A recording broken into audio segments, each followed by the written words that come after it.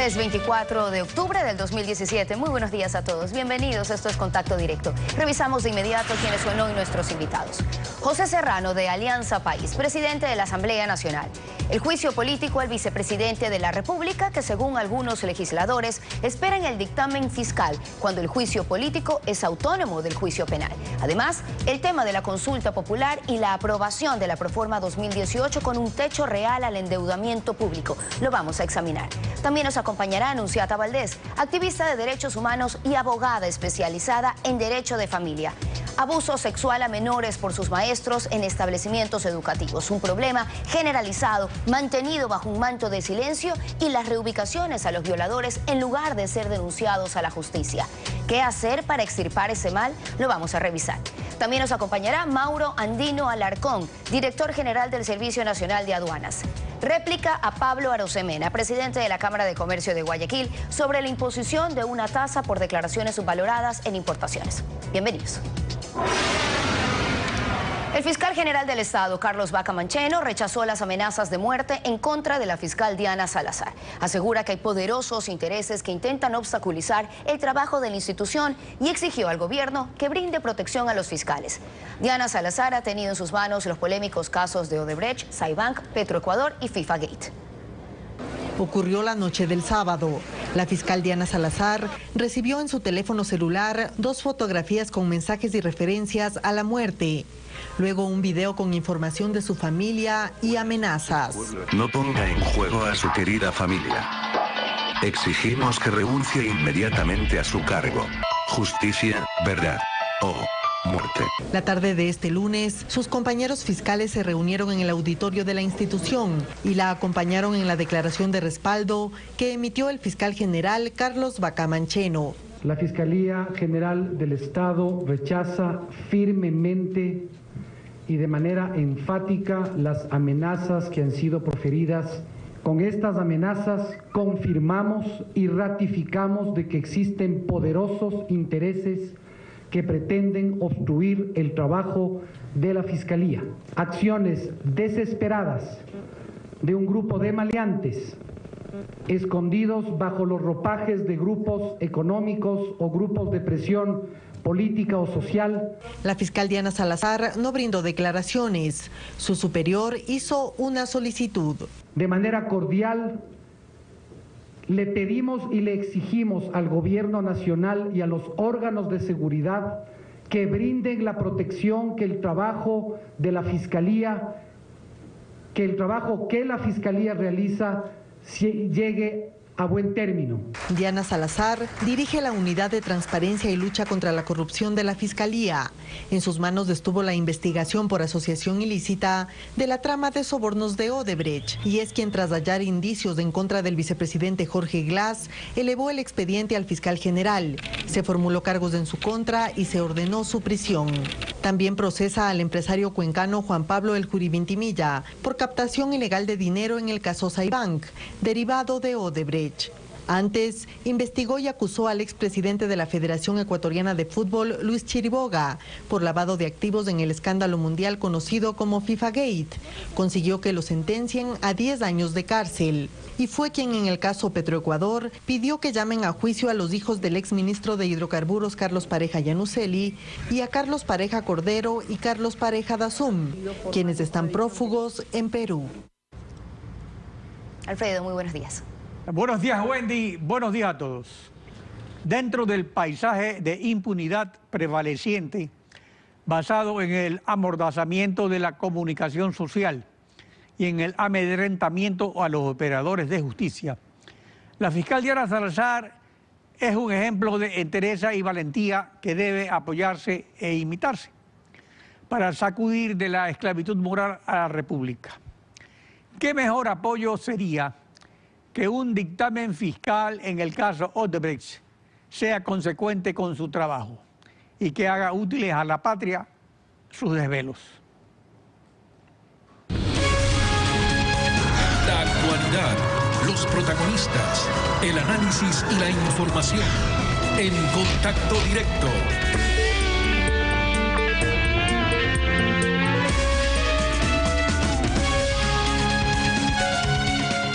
Desde Desde que empezó el actual ciclo legislativo, a consecuencia de la política gobernante del diálogo en vez de la confrontación que fue desplegada durante una década, las diferentes funciones del Estado han visto recuperada la independencia que establece la Constitución.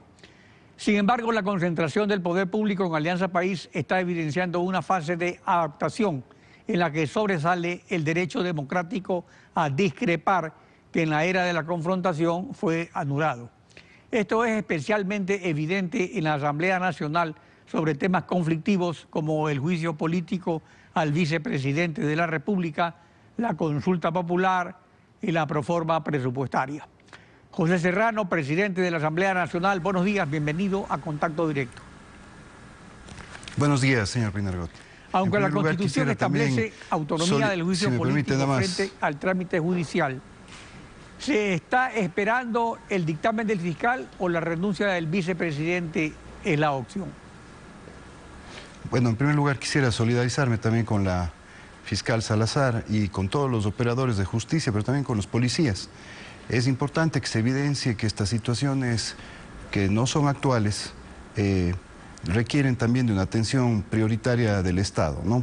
Porque no solamente son los funcionarios judiciales los amenazados, como le digo, sino también funcionarios policiales, funcionarios públicos, y obviamente hay que dar una protección a esos funcionarios y a sus familias. Sobre la pregunta que usted me realiza, definitivamente, si bien el juicio político y el juicio penal como tal que se han establecido en contra, que se ha establecido este último en contra del vicepresidente de la República son autónomos y tienen requisitos y procedimientos diferentes, yo creo que es el momento en el cual no podemos desligar que cualquier acción que pretenda establecer una responsabilidad que está dada por la Constitución, ya sea por el cometimiento de un delito de lesa humanidad, de delitos contra la administración pública, cohecho, enriquecimiento ilícito, o incluso también todos aquellos que tienen relación a concusión, son delitos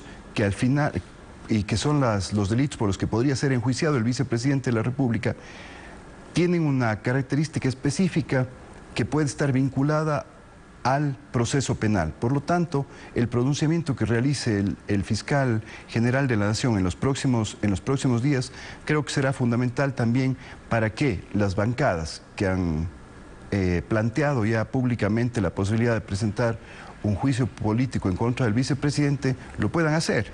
Nosotros, tanto en el Consejo de Administración de la Legislatura como en la Comisión de Fiscalización, y si es que llegare al Pleno la interpelación, tendremos que ver que esos requisitos se hayan cumplido y, por otra parte, que exista la causal como tal para que ese juicio político se pueda dar.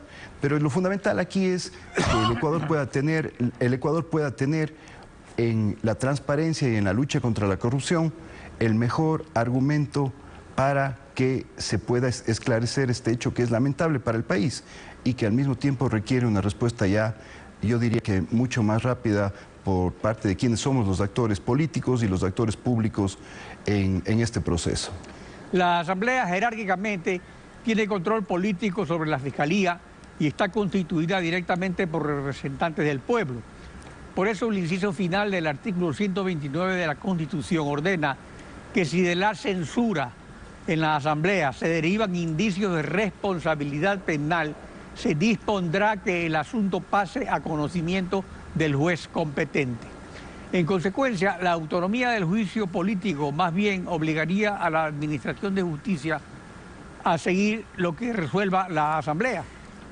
¿Por qué no se ha actuado de esa manera en el CAL, permitiendo el dictamen de admisibilidad de la Corte Constitucional? Bueno, hubo una petición de juicio político en el mes de julio por parte de algunas bancadas que no cumplió con los requisitos.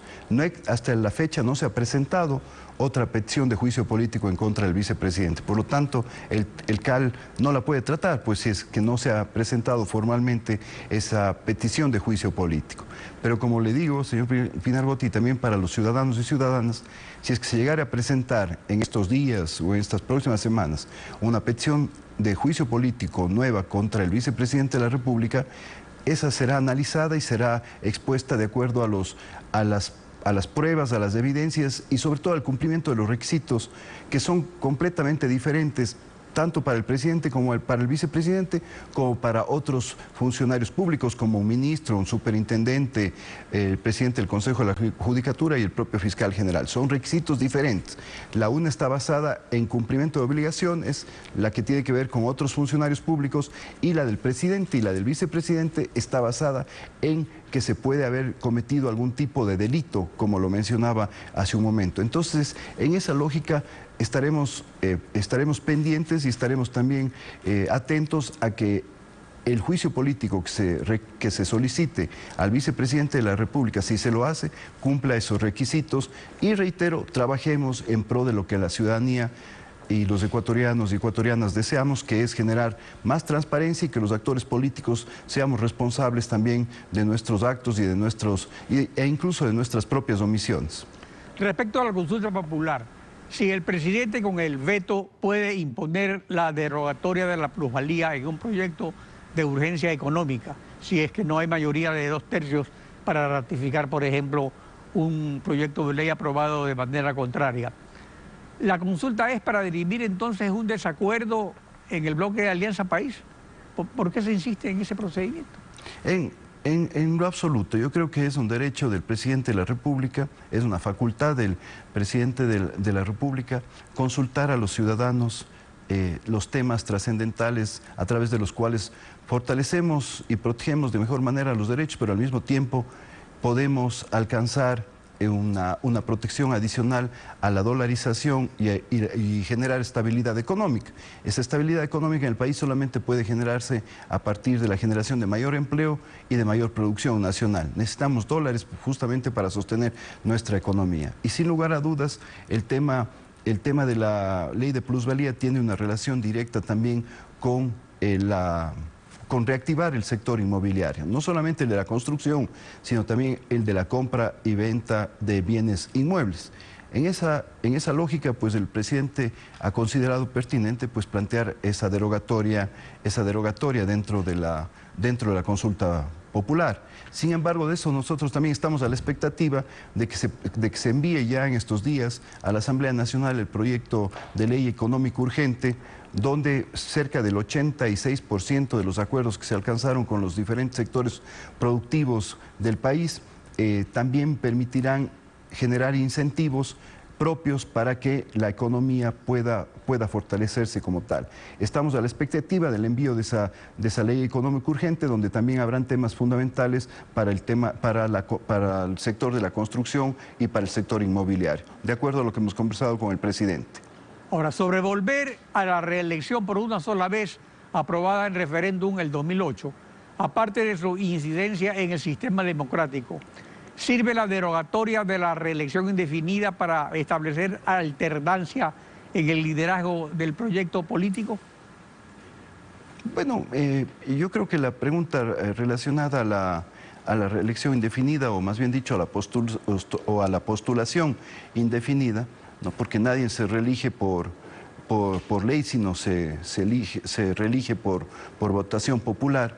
Es un tema que la Corte Constitucional tendrá que analizar y tendrá que dar su veredicto. Así que estaremos a la expectativa de ese veredicto de la Corte Constitucional para que nosotros también podamos emitir un criterio definitivo en torno a esta pregunta y al resto de preguntas también. Lo fundamental acá es cómo se logra ampliar los derechos de los ecuatorianos y ecuatorianas, y a partir de ahí la decisión que tomen nuestros compatriotas en las urnas será fundamental también alrededor de este tema específico de la reelección o la postulación indefinida, ¿no?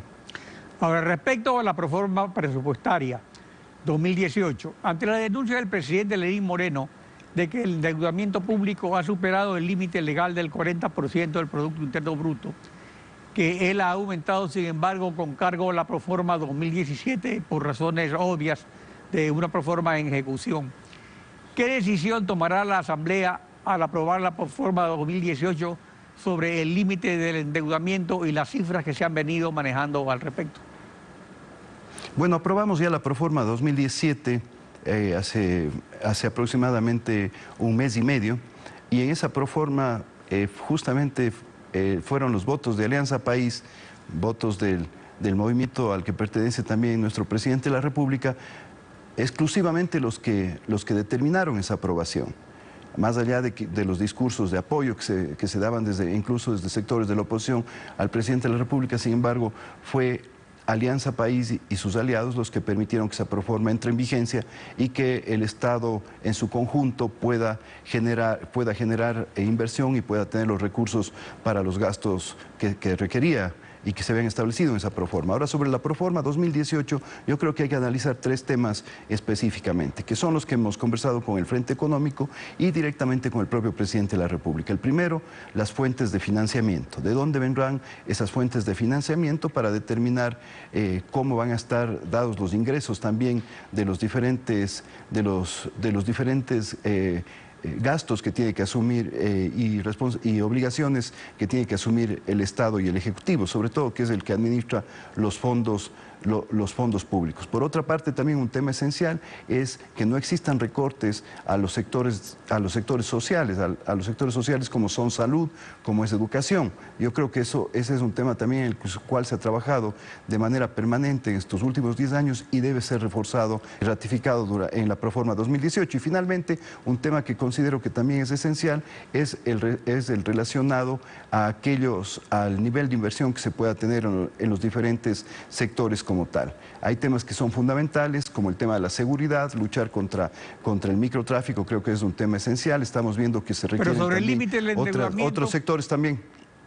El tema del endeudamiento es un tema que está establecido en la Constitución, definitivamente, y hay un procedimiento legal y hay una metodología también para determinar que ese endeudamiento no va a superar el techo establecido en la Constitución y en la ley. Así que frente a eso también estamos atentos y frente a eso también estamos trabajando ya con el presidente de la Comisión de Régimen Económico, Pavel Muñoz, en las reuniones que hemos mantenido con el Frente Económico. Así que el Ecuador tiene que estar seguro y tranquilo de que esa proforma 2018 pues tendrá estos lineamientos que son fundamentales para el desarrollo del país durante el año 2018. José Serrano, presidente de la Asamblea Nacional, gracias por acompañarnos en Contacto Directo. Muchas gracias. Buen día. Al volver, Anunciata Valdés, activista de derechos humanos, abogada especializada en derecho de la familia, estará con nosotros.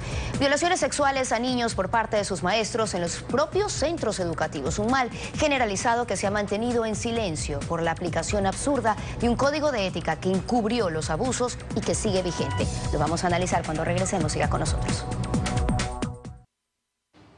La sociedad ecuatoriana se siente ofendida por el conocimiento tardío de violaciones sexuales a menores por parte de sus maestros en todo el país. Esta situación repudiable empezó a destaparse en la unidad educativa Réplica Aguirrabal de Guayaquil. Rompe un velo de silencio y complicidad tendido durante años por autoridades estatales que han oficiado de encubridores. Anunciata Valdés, abogada especializada en derecho de familia y activista de derechos humanos. Buenos días, bienvenida a Contacto Directo. Buenos días, Alfredo. Efectivamente, como tú dices, este es un problema que ha estado represado. Ha estado represado durante muchos años por diferentes circunstancias. Generalmente es por ese mal llamado espíritu de cuerpo que lleva a muchas instancias, incluyendo las educativas, a tratar de protegerse entre sí mismos, cuando realmente lo que hacen es un encubrimiento, una complicidad. También se debe a que muchas veces quieren proteger, entre comillas, el prestigio del plantel en base de afectar los derechos de la niñez. Y también considero yo que ha influido mucho el hecho de querer proteger un determinado modelo político que se instauró en la década anterior, en donde el tema de la excelencia académica o los avances en la educación eran uno de los referentes. Y efectivamente, si se conocían estos hechos, iba a afectar esa imagen. Precisamente ese es el problema. El 24 de octubre del 2012, mediante acuerdo ministerial 045512 de la ministra de Educación, Gloria Vidal, se expidió un código de ética para el Ministerio de Educación que dedica 7 de sus 32 artículos al manejo de la información y la relación con los medios, que con la advertencia de sanciones administrativas prohíbe a maestros, rectores y personal administrativo difundir temas relacionados con el ministerio. sino es con su autorización de la más alta autoridad. Esta normativa aparentemente positiva sería lo que ha hecho posible incluir durante 5 años con un manto de protección a estos maestros. Por lo que tú dices, por yo creo que sí. Justamente tratar de defender el prestigio de la excelencia. Lamentablemente se replicó a nivel educativo lo mismo que a nivel político nacional existía, es decir, una red de encubrimiento y una serie de medidas para impedir las denuncias, como se dio en la Asamblea Nacional. Anteriormente, cuando yo era diputada, cualquiera podíamos pedir un juicio político, poner una denuncia. Luego, con el sistema, en el gobierno anterior se limitó y que solamente se podía hacer a través del presidente de la Asamblea. Eso mismo se replicó a nivel de muchas instituciones. En el caso de las instituciones educativas, pues se dio este hecho y lamentablemente los afectados han sido los niños, niñas y adolescentes. El mismo ministro de Educación nos indica que en los últimos 3 años se han dado 852 casos de denuncias de violaciones y de afectaciones sexuales a los niños en los centros educativos y que solamente hay 52 sentencias. No nos ha indicado de esas 52 sentencias cuáles son acusatorias, porque de las 52 sentencias podrían ser 50 absolutorias.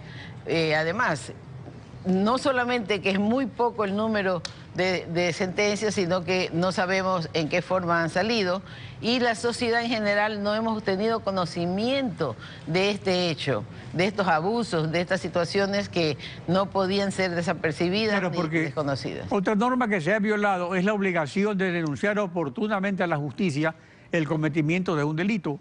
Pues lo que se ha hecho en el ministerio es reubicar a los violadores en vez de denunciarlos.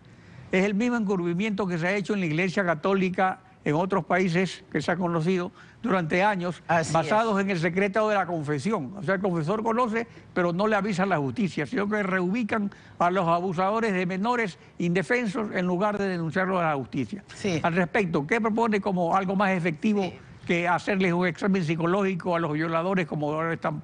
Bueno, siempre la primera acción debe ser que los mismos niños, niñas y adolescentes conozcan sus derechos, sean informados, capacitados sobre que tienen derecho a que nadie toque sus partes íntimas y que si alguien lo amenaza, lo hace o lo intenta, deben de acudir inmediatamente a una persona de confianza. El tema es si el centro educativo da esa instancia de confianza. Lamentablemente, también en la última década se configuró un sistema educativo mucho más represivo, mucho más controlador, que inhibe la denuncia y favorece la impunidad. Y por lo tanto, en la práctica, si no se mejora este sistema educativo, si no se abre el sistema educativo hacia instancias de control, los niños y niñas podrían seguir siendo abusados sin tener hacia dónde acudir, hacia dónde denunciar. Hay varias ofertas de propuestas de la sociedad civil, desde que se ponga un buzón en cada plantel de denuncias anónimas donde los niños puedan hacerlo, que se fortalezca las escuelas de padres y que se los capacite para que detecten oportunamente cualquier situación que se dé en los niños y niñas, que se mejore y se implemente donde no hay los sistemas de consejería y apoyos psicológicos, donde los niños que ya demuestren alguna situación que dé a entender que están siendo abusados puedan ser apoyados. Pero este asunto que se está tratando ahora son los abusos sexuales en las escuelas, en los establecimientos educativos, donde el menor también está sujeto a la autoridad del profesor. Pero no todos los casos son en las escuelas. También hay muchos casos que son en otros sitios, en la familia, incluso en el hogar. Lamentablemente. Entonces, al respecto, por ejemplo, los trámites judiciales para estos casos deben mejorarse, establecen procedimientos engorrosos, no facilitan de que estos hechos sean conocidos. Sí, lamentablemente los niños y niñas son abusados más que nada dentro del hogar, maltratados, abusados, muchas veces violados. Esta situación se continúa en la escuela y la forma de encontrar una solución a esto es realmente el que funcione el Código de la Niñez y la Adolescencia, que establece un Consejo Nacional de Niñez y unos consejos cantonales y juntas de protección de derechos en cada municipio, pero que en la práctica no han funcionado. También es lamentable que en los últimos años se cambió la figura de los consejos descentralizados de derechos que debían de existir en cada cantón por los consejos de igualdad, donde están incluidos los niños, pero también las mujeres, las personas con discapacidad, los jóvenes, etcétera. Y con eso se diluyó o se invisibilizó el problema específico de los niños. La consulta popular, para cerrar, la consulta popular propone que estos delitos sean imprescriptibles para denunciarlos. Sí. Aparte de ser una hermosa declaratoria, ¿qué se gana en la práctica con esto? No se gana mucho porque realmente muy pocos son los que llegan a ser denunciados, muy pocos son los que llegan a ser condenados y por lo tanto solo a ese pequeñísimo número se le aplicaría esa propuesta del presidente. Más importante es evitar que los niños y niñas sean abusados en los hogares, en las escuelas, en las calles, en los buses, en los transportes, etcétera. Y hay una propuesta también desde la sociedad civil que se creen las comisarías de la niñez y la adolescencia, específicamente como instancias inmediatas para que se puedan dar unas medidas de auxilio, de amparo, de protección previo al engorroso trámite judicial.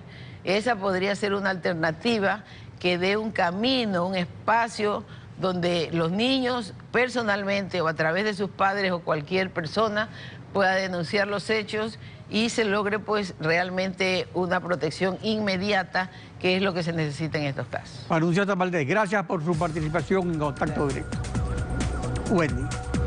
Al volver estará con nosotros Mauro Andino Alarcón, director general del Servicio Nacional de Aduanas. Réplica al presidente de la Cámara de Comercio de Guayaquil, Pablo Arosemena, sobre la imposición de una tasa para evitar defraudación en las aduanas. Regresamos con este tema, siga con nosotros. El director general del Servicio Nacional de Aduanas, Mauro Andino, ha solicitado su derecho a la réplica a Pablo Arosemena, presidente de la Cámara de Comercio de Guayaquil, respecto a sus afirmaciones sobre la imposición de una tasa aduanera a las importaciones para verificación de la declaración en aduana y evitar la defraudación a la aduana. Mauro Andino, buenos días, bienvenido a Contacto Directo. Buenos días, doctor. Buenos días a todos los ciudadanos que nos escuchan y nos ven. A ver, empecemos con lo que dijo Pablo Arosemena respecto a las declaraciones subvaloradas. Veamos. Y están acusando a todos justos por pecadores, haciendo declaraciones alegres, sin sustento, sin puntualizar las cosas, sin hablar de manera concreta. Esto aquí es un caballo de Troya, porque al final del día lo que quieren es más plata, es un tema recaudatorio. Quieren seguir pasándole la factura al ciudadano, a la familia ecuatoriana, al sector productivo del despilfarro del pasado. Y bonita la cosa, o sea, la aduana lo que está diciéndonos, no sé si el señor se ha dado cuenta, pero lo que nos está diciendo es que ellos no han hecho su trabajo y que ahora para hacerlo necesitan más plata. No tiene sentido en cualquier parte del mundo. Si quieres combatir el contrabando, tienes que bajar los aranceles. Esa es la mejor forma de tener una economía formal, inclusive de recaudar más. Algo tan básico parece que no lo saben, no lo entienden o no lo quieren entender. ¿Por qué no se procesa penalmente a autores y coautores de esta defraudación? Su réplica. Bien, primero quiero decir que el plan económico del señor presidente, el licenciado Lenín Moreno, es un plan económico que va en favor de las mayorías. No es el ajuste como algunos han querido que así sucediera. El señor presidente ha dicho vamos a construir o vamos a presentar un plan el cual realmente vaya en beneficio de las familias que más necesitan y hay que hacer un sacrificio y una corresponsabilidad de aquellos actores de los cuales podemos pedir esa corresponsabilidad. Para comenzar, simplemente decir y aclarar ciertas información que están totalmente alejadas de la realidad y de los pronunciamientos que se habían hecho. Yo he mencionado que el 70% de los productos, que entran al país, entran con valores entre 1 y 5 centavos. Eso es lo que yo he mencionado. Y he mencionado que hemos encontrado también tramas de defraudación de algunos importadores ¿sí? Tramas de defraudación que las hemos hecho denuncias públicas, como por ejemplo una trama de defraudación que encontramos donde se traían productos subvalorados que identificamos que estaban en otros valores en los precios de mercado con la información de los países de origen, y luego veíamos cómo se interponían empresas en el mercado local para usar empresas fantasmas y comprar facturas falsas para justificar sus costos y gastos. De esto tenemos alrededor de 5.000 empresas que tenemos perfiladas en mediante nuestros perfilamientos, que tenemos presunciones de subvaloración. Y de esas 5.000 tenemos más de 1.000 empresas que han comprado facturas o que han usado empresas fantasmas y que han usado facturas falsas por más de 250 millones de dólares. Por eso decimos que aquí hay un problema de defraudación, un problema de contrabando, un problema de evasión, que de eso se trata la política pública. La política pública trata de identificar estos males que nos hacen daño a la sociedad y corregir estos males. Mauro, vamos a la siguiente réplica. Pablo Arosemena también se refirió al encarecimiento de productos, de la destrucción de empleos por sobretasas arancelarias. Veamos. Las salvaguardias fueron una salvajada, encarecieron el Ecuador. Ecuador es uno de los países dolarizados más caros del mundo. La inflación acumulada en Ecuador en relación a Estados Unidos es más del doble. En Ecuador no se gana como en Estados Unidos, pero se gasta mucho más. Y Ecuador es caro por los impuestos, por las salvaguardias. Y lo que quieren hacer ahora, este combo tóxico de la tasa de 10 centavos más partidas arancelarias 375, se especula, ser una suerte de salvaguardias recargadas. Aquí he traído un cuadro con información del Banco Central del Ecuador y del INEC, donde aquí mostramos el inicio de las salvaguardias. La curva de color azul es cómo cayeron las importaciones y la curva de color naranja es cómo cayó la tasa de desempleo adecuado urbano. Es decir, 270.000 empleos se destruyeron en el periodo de las salvaguardias. Se destruyeron 270.000 empleos. Hasta donde yo sé, este gobierno quiere crear 250.000 empleos. Pero ¿cómo van a crear empleos si van a aplicar la misma medida que destruyó 270.000 empleos? Por el amor de Dios. Es su réplica. El luchar contra el contrabando y la defraudación protege el empleo y protege el comercio y la producción. Cualquier política que hagamos en función del comercio, en función de la productividad, no tendrá ningún efecto si tenemos estos problemas de defraudación y contrabando. Dice que vamos a encarecer, o se dice que se van a encarecer los productos. Yo pregunto, un par de zapatos, como lo hemos mostrado, que viene declarado en $5 y que se vende en el mercado, cualquiera de ustedes, las personas que van a un centro comercial, a un local comercial, lo encuentran como mínimo en $40. De 5 hay una rentabilidad del 677%.